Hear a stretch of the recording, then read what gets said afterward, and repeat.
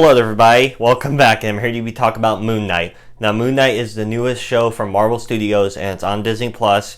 And it's a new, it's like an origin story because this character has never been in the movies or anything. So this is technically the first original type of show that they've done for the Marvel Studios since, the past few shows like WandaVision, Loki, etc. were established characters who were in the movies already. So this is really the test to see if this could work in the big Marvel lore.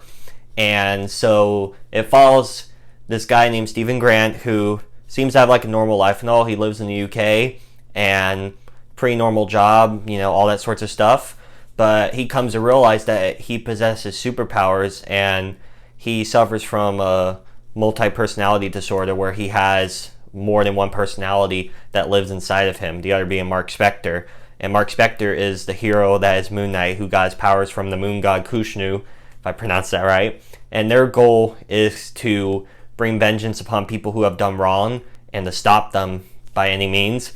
And the main bad guy has a similar mindset, Arthur Harrow, who's played by Ethan Hawke, who wants to do that as well. But instead of giving people free will and choice to do what they want, they just judge them by touching them and seeing if their scales are balanced or not. And if they aren't, then they just kill them before they commit a bad deed without giving them free choice or free will. So he's trying to basically succeed at that, and it's a whole big thing in the story, but it's like a 6-part event.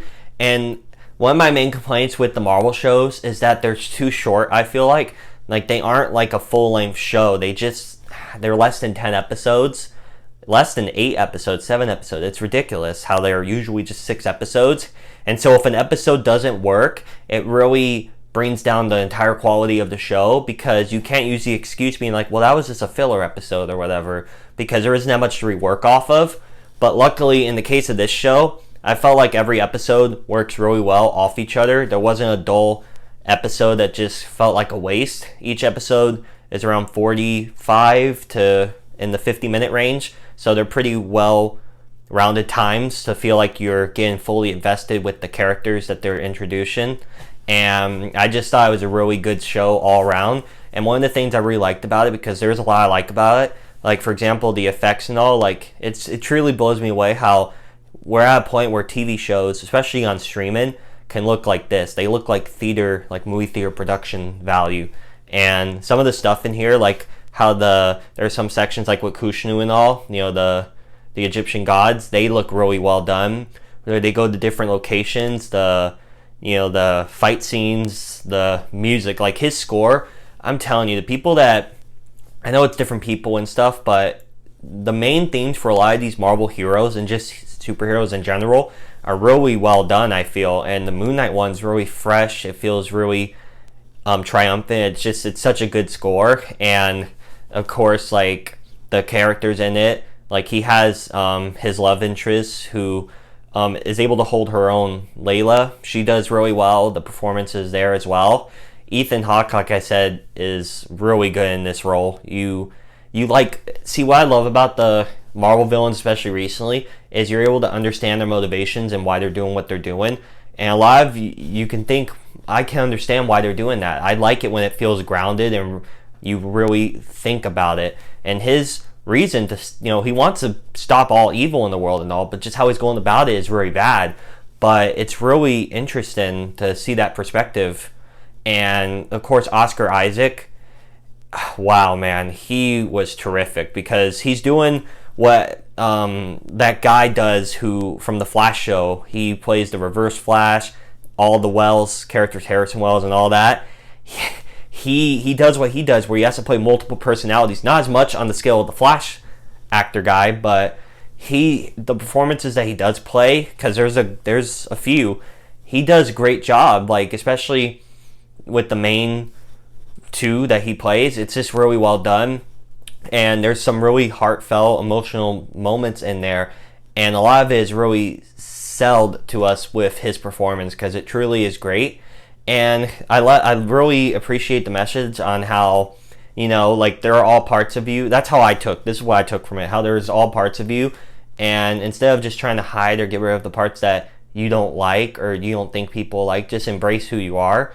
And this, I think, is a great portrayal, because this is a hero, but it could be a hero for people that suffer with disabilities and stuff, like multiple personality disorder. I just think that's a cool thing, that people who unfortunately have that, are able to be like, there's a hero like me that I can look up to in that way. So I think stuff like that is really cool.